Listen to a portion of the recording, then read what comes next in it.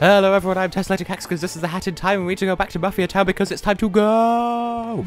That was an unnecessarily overly enthusiastic introduction. But yes, as promised in the last episode, we need to go and heat up Mafia Town because it's just on fire for some reason, I guess. In the last episode, we collected vault codes and travelled through a time rift. This is nothing like that. This is very different indeed, and I love it.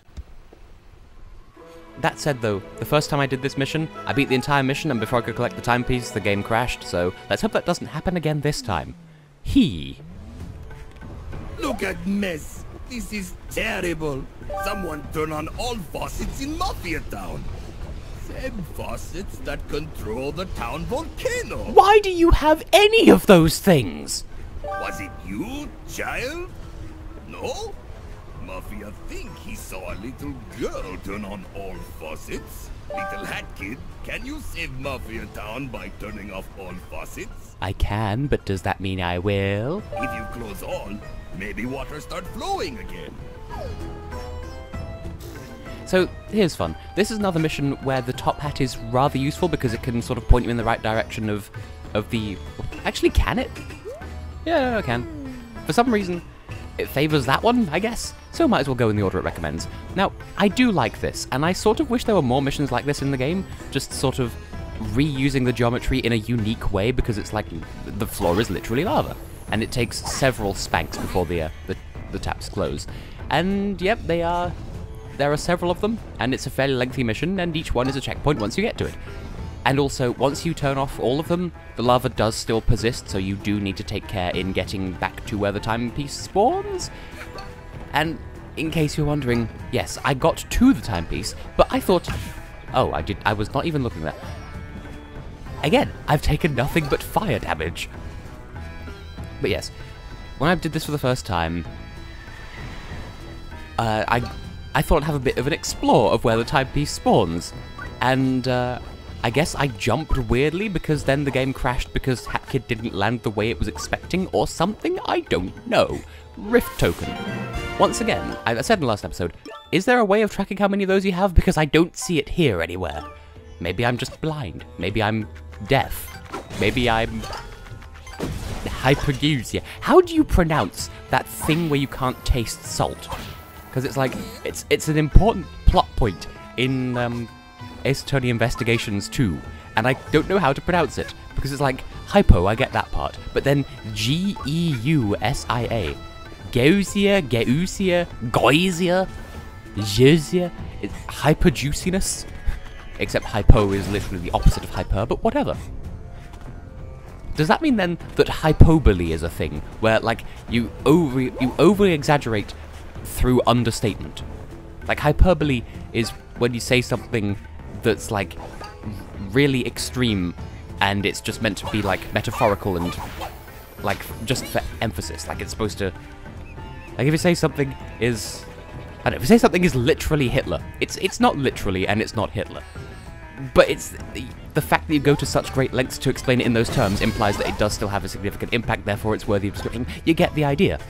Also, there's another chest. But would hypobole be like saying, oh, you know, all of Mafia Town's on fire? It's a bit of a minor inconvenience. Like, does that qualify as hypobole? Well, if it doesn't, then I've decided from here on thusly now that it does. Ooh, is that a dance studio? Probably not. Also, I meant to mention a couple of episodes ago, but when we did that one pond challenge with the thing where you complete it and then the stairs rise up out of the ground, there was a red X painted on the side. I hope that was a Mario Sunshine reference, but I don't know. It might be, it might not be. These enemies are weird. They sort of sleep around like that, and you're more likely to take damage from the impact of them falling than anything else. Wow, that was an impressive miss. Yes, HatKid, you are an impressive miss. As in, she is female and impressive. You know, once you beat this mission, it's impressive quite how Mafia Town bounces back, considering the whole place is not only on fire, but also on lava. Like, you don't... That's not something that you just bounce back from. And yet, Mafia Town manages it, somehow. Spoilers. Also... Oh, for that matter, I mean, yeah, we've been here for we've only been here for 5 minutes, apparently. I thought we'd been here for 10, because, as I said, this feels like a really long mission. But apparently it's not. Apparently? Apparently.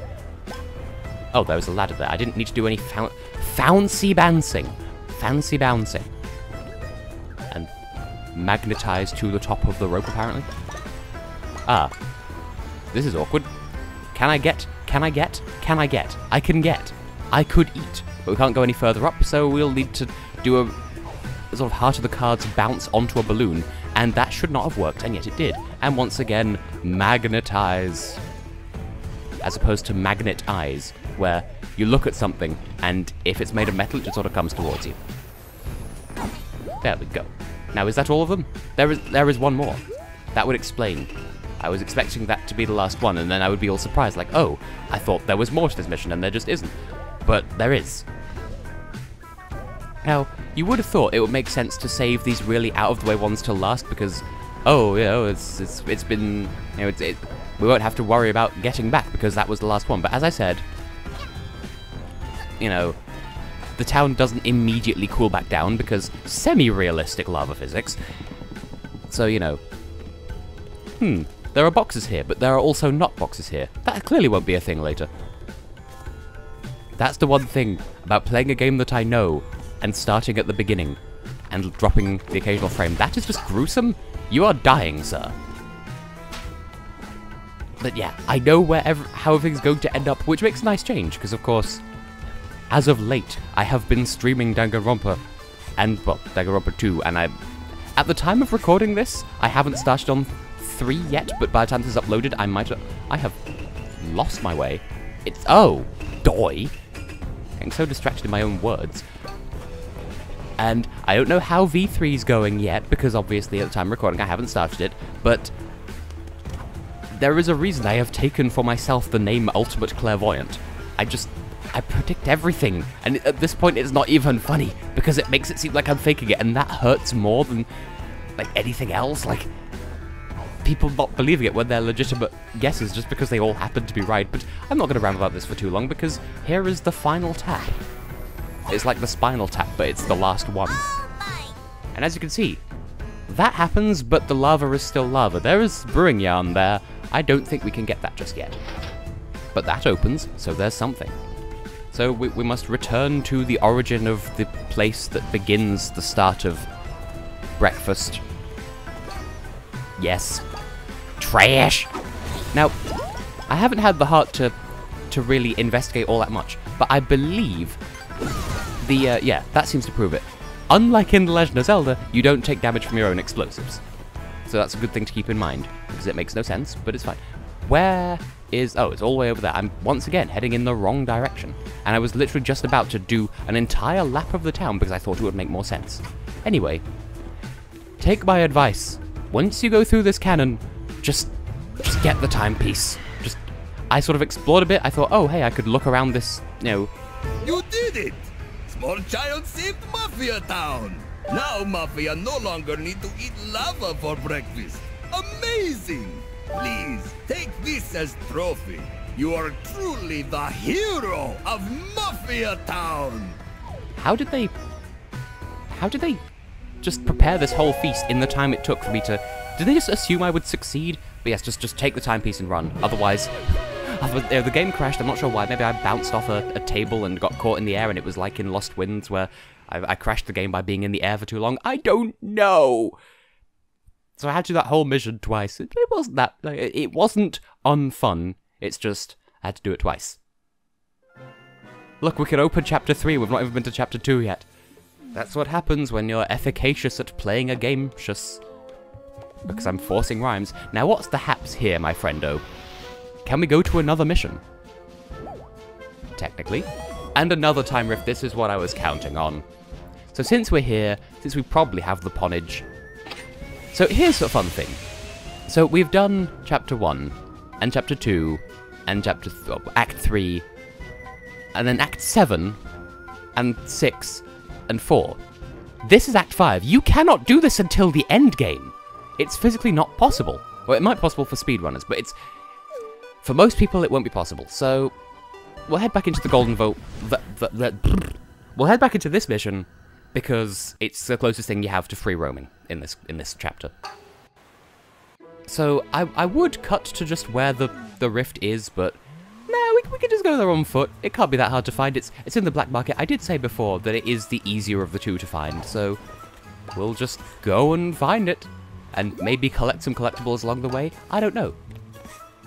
And I do need to remember to hold on to some ponds so that I can fix the machine when we get back to the ship. Don't mind me spam clicking, trying to do some sick-ass aerial combos.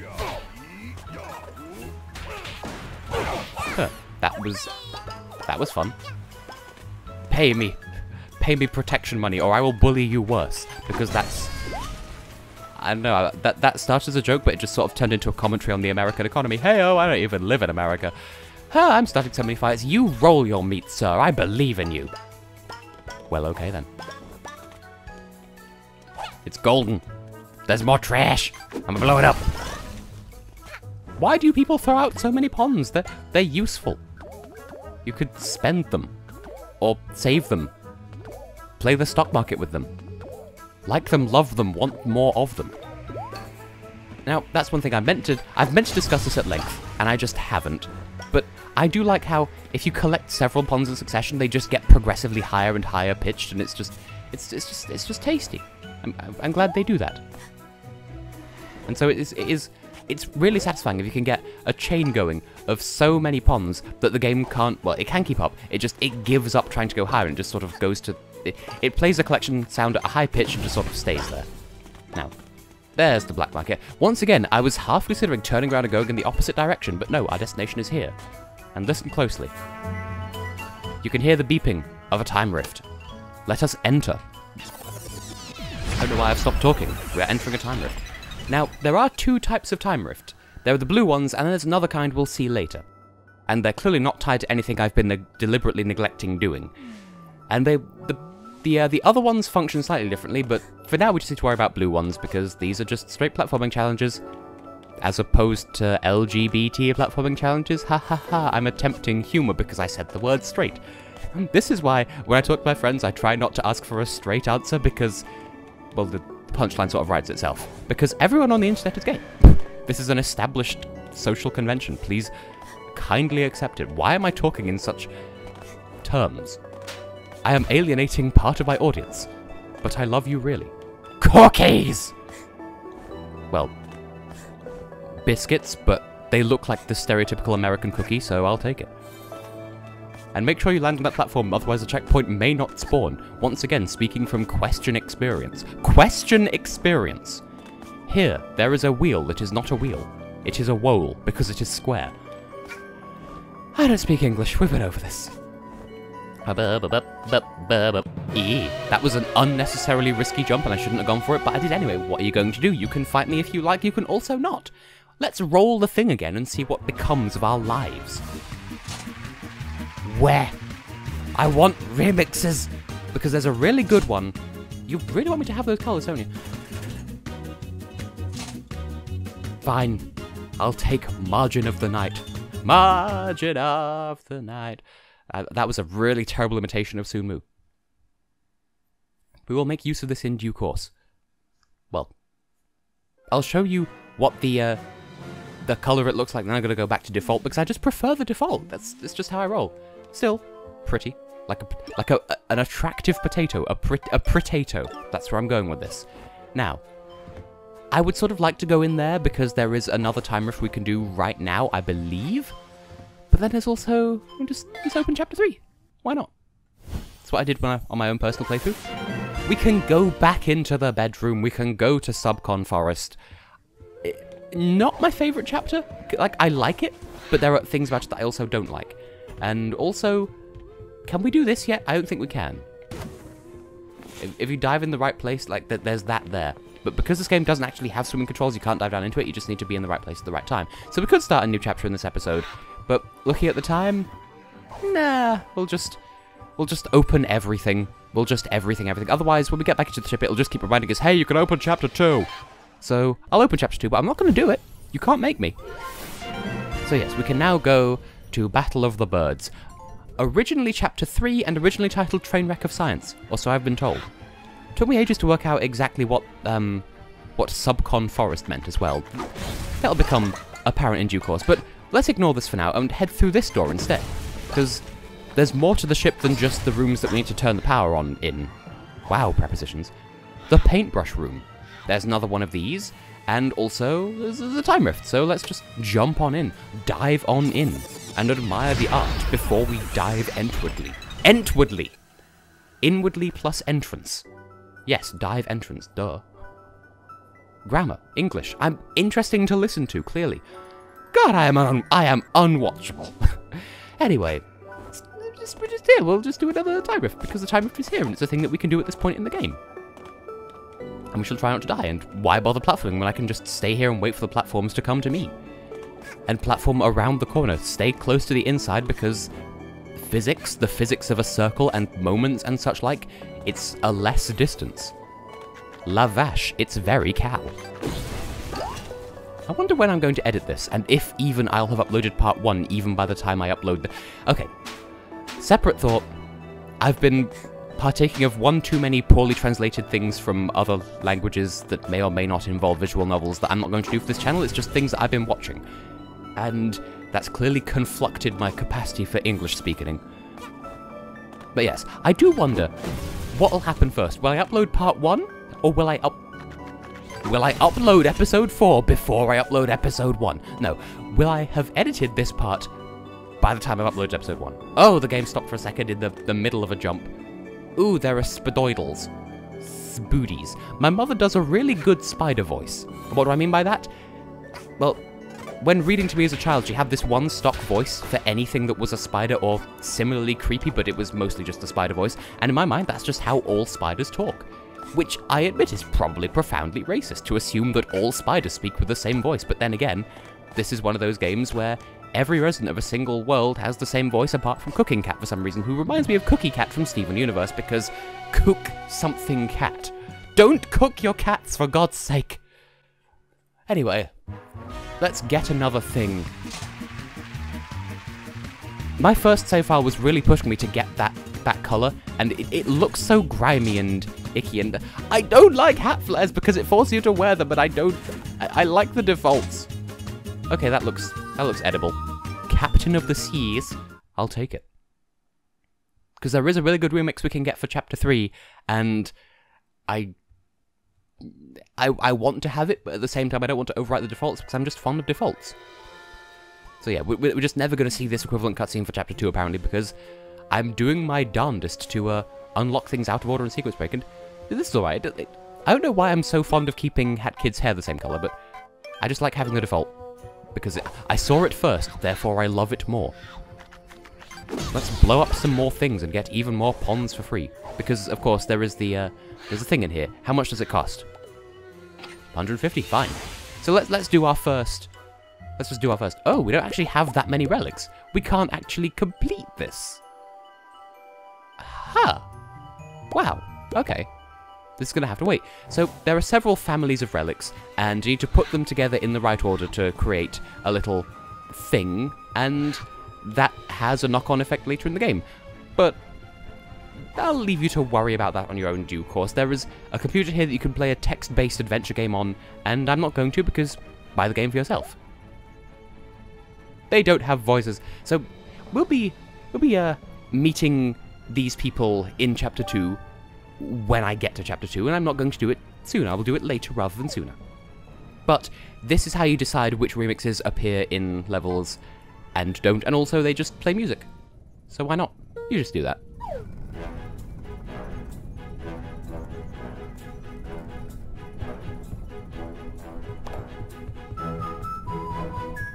So yeah, I believe they just pick a song at random to play, and it doesn't permanently replace the music you hear in the ship. It does reset when you come back from missions, but for the time being, I'll head towards Chapter 3, and ooh, there's an upset-looking tree, and there seems to be a bit of a purple aesthetic, and I'll just leave you to wonder. For now, I shall just sit on the bed, because I'll stand on the bed. I'm rebellious. For now, as I said, I have been and will continue to be Tessellating Hexagons, and in the next episode, we will look through this telescope and see what we can see. and do the levels out of order because I'm a rebellious little floof. Fight me. See you then for that.